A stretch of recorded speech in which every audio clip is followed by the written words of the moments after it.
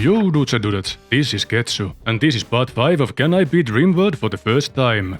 Spring has begun! Year 5503 began with the fallout finally packing its bags and moving on to traumatize someone else. We didn't wait around for the next batch of shackles, and the glow parts became part of our furniture. They weren't pretty, they wouldn't last, but they were free, like a Craigslist sofa. The forbidden chicken without too many bite marks were taken to the corpse lake. The animal population hadn't exactly bounced back, but we didn't have time to wait, unless we wanted to fish things back up from the corpse lake. Leonie returned to cooking, though for some reason. The folks sometimes preferred raw meat over nutrient paste, which says less about their taste buds and more about how awful paste really is. Also, I couldn't figure out how to take nutrient slop on caravan trips. We needed to finish the mission to get our first cook. Day 3, pack of man-hunting hares. Normally that's a punchline. This time, it was more rabbits than the traps could chew. I was under the impression that fences and barricades stopped animals. The damage was minimal. Free meat delivery was appreciated. I briefly considered trading with our neighbors for extra food, but since they already hated us, I decided not to show up just to get hate crimed at the gate. Instead, the pantry was stacked with whatever animals were brave enough to wander within our effective boundaries.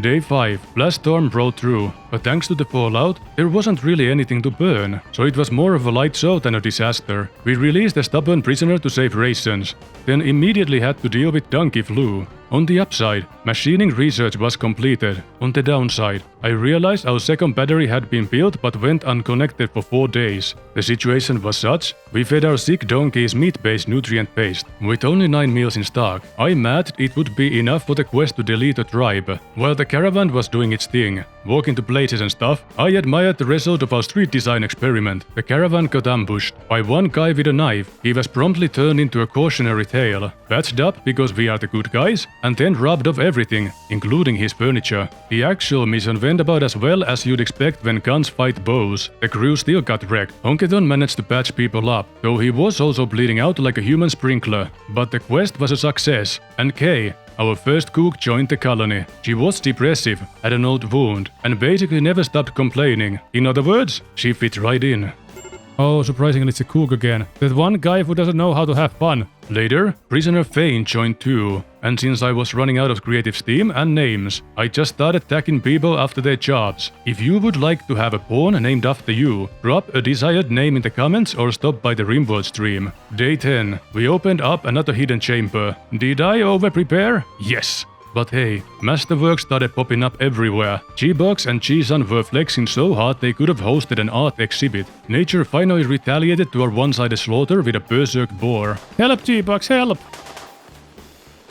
Yo, G-Box, did you just get bored? After that, the other prisoner joined us. Chef, shooting and crafter major, and a backup cook. This is the biggest colony I've ever had. And as soon as I said that, another recruit crash landed. Timing was immaculate. We put the house before the recruitment. Against our previous prospecting, we did find a new hidden steel vein on our lot. Spring wrapped up with one prisoner catching an infection, while the rest of us obsessed over street layouts like failed city planners with too much free time. Summer of 5503. What a summer it was. Things started strong. Miskulini finished a legendary sculpture. It was shaped like an empty sandal. Art is weird like that. Sometimes it's the Mona Lisa, sometimes it's crocs without context. Steel excavation was going smoothly, except for one lone stone pillar blocking progress. That only took one click to fix, since armor slows spawns down. I told everyone to take it off during peacetime. This decision would later be filed under "Mistakes were made." At midnight, starvation made its comeback tour. We retaliated with hunting, indulged in the resulting paste, got food poisoning anyway because apparently operating the paste dispenser is rocket surgery. Day 2, things started to unravel. Drop pods landed directly in our freezer and gave birth to bad lads. Among them was Agent's ex-wife Blanca. They are weaponizing divorce now. The Ash Goblins had clearly leveled up since their last visitation at Corpse Lake. The first thing they did, break shelves, dodge the freezer, and ruin all the food. Classic. We stacked at the choke point. Carlos got shot by friendly fire before the raiders even touched him. Honketon tried to keep him running the front line. Then Carlos got shot again. Also by us. Seriously. She didn't last long after that. Honketon dragged her to our makeshift infirmary, which we also used as cover. G-Box was left in charge of the front line alone. He didn't last long after that either. With our front line down, the raiders pushed out of the freezer like turds through the forbidden fruit loop. Honketon dropped next. Nobody liked that. That That's when the guests realized they'd overstayed their welcome. Lianu! Go beat him up. Lianu, did you catch up? Yeah.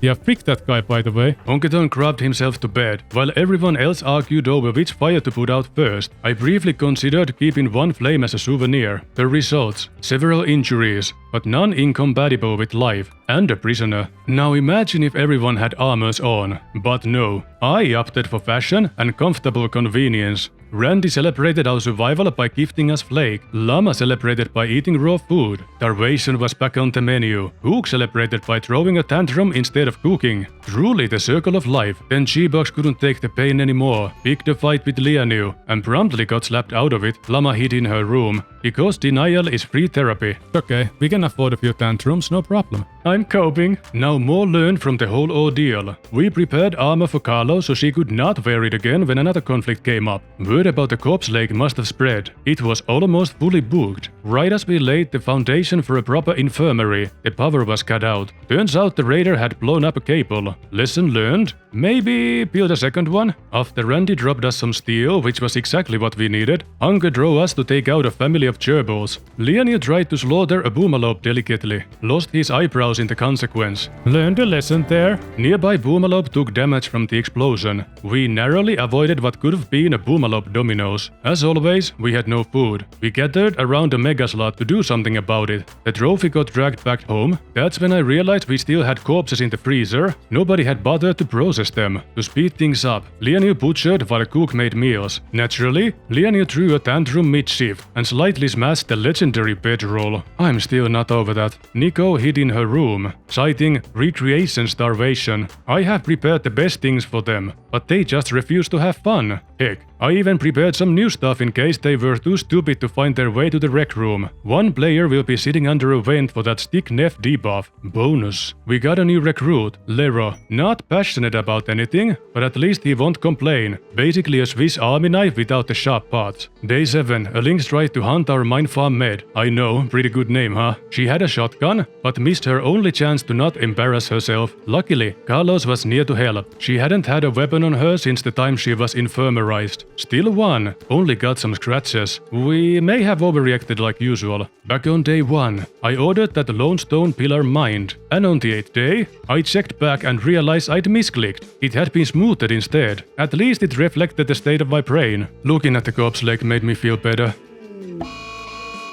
No! Because of drowsiness, Carlos went on a smoke leaf binge. Carlos was arrested. I've been trying really hard to keep my base clean. It's just not happening. It also took us way over a week to complete the hospital. My leadership is something. After the gunsmithing research finished, we did a manual full body cleaning spree and moved the workshop closer to storage. Day 11, midnight. Blake, really? The following tribespeople have gotten sick. Pretty much everybody. 8 people, including of course both of our doctors, because no half measures I guess. It was quite stressful to micromanage sick Llama, but it had to be done, because she had the best medical ability. Oh no, disturbed sleep, oh no. Yeah, cry about it later. We are bleeding to death from germs right now. There wasn't even enough real medicine to heal everyone, so Carlos got the herbal tea treatment. Meanwhile, Honketon jumped Carlos in the middle of all this by saying good things about her family background. Talk about timing. One free bed? I'll take it. Then Prisoner Parks decided he was done being a prisoner. Farmhand DLC unlocked. We sent a caravan for medicine, and to turn in button-down shirts for a Glitter World Meds reward. Except we forgot the shirts, and they had no medicine to sell, so the trip was basically a sightseeing tour. Back at home, Carlos was raising her plague immunity like it was a speed run. Thanks to me forcing Llama to work 24/7 like a medieval nurse, she just barely pulled through. Immunity!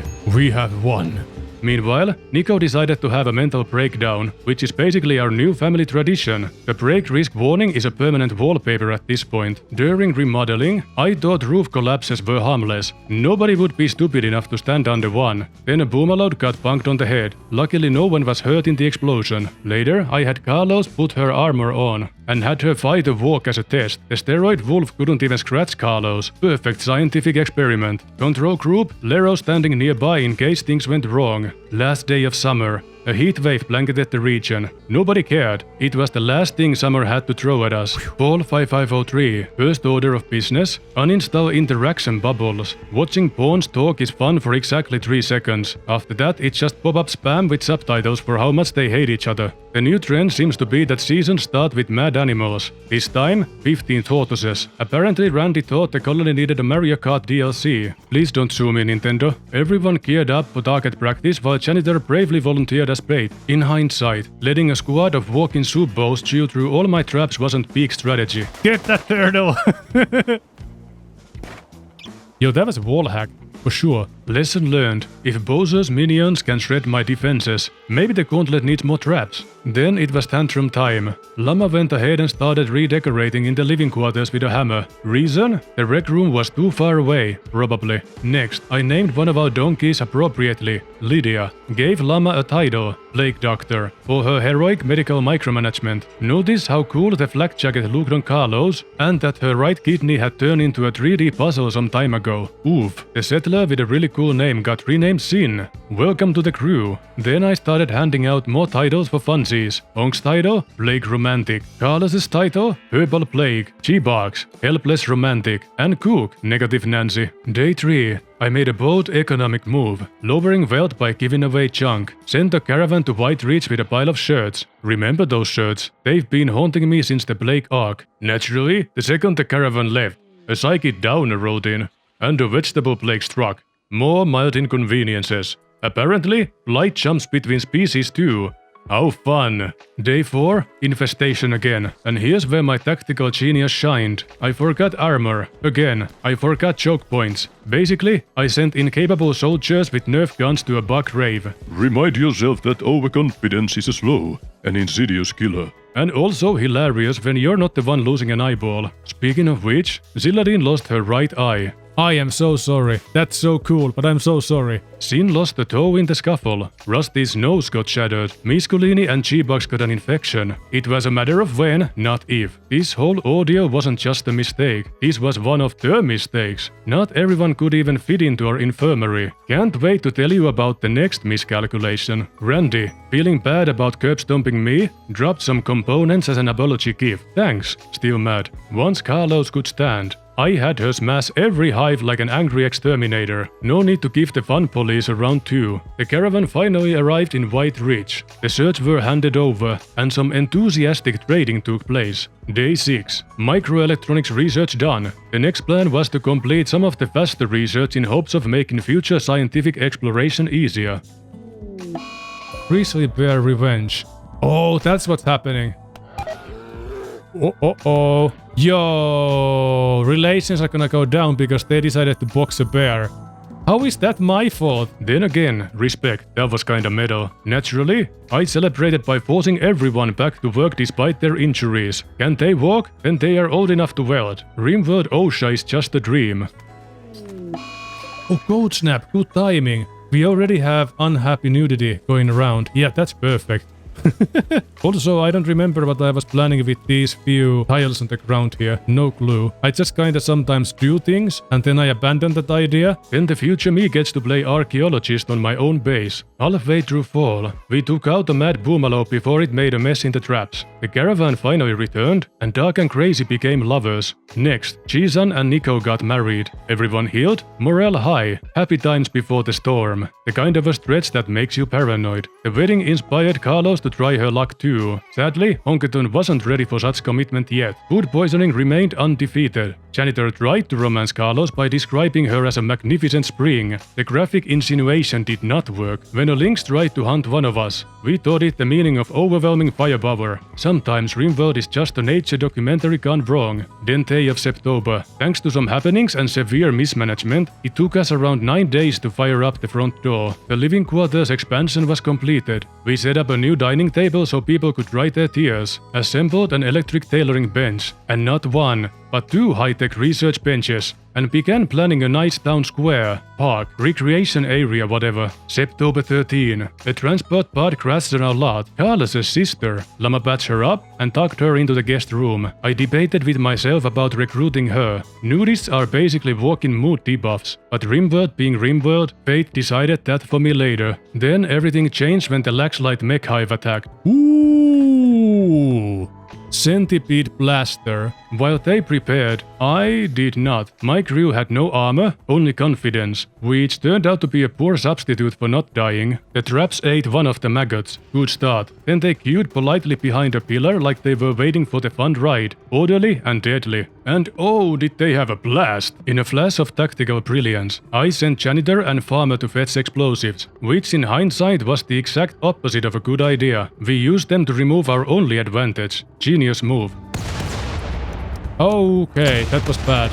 No, what the heck? Maybe I should have test-fired the triple rocket launcher before making everything worse. Maybe I should have done many things. Hindsight is a full-time job. The mechs caused untold devastation. Well, it was untold, but I just told you about it, so now it's told devastation. I have a lot of regrets about this day. My pawns regret ever being born. They wish they had never left their mother's womb, where it was warm, and safe, and wet. The mechs showed us pain we never knew existed. We saw a whole new spectrum of pain, like a rainbow. But this rainbow was not just like any other rainbow. No!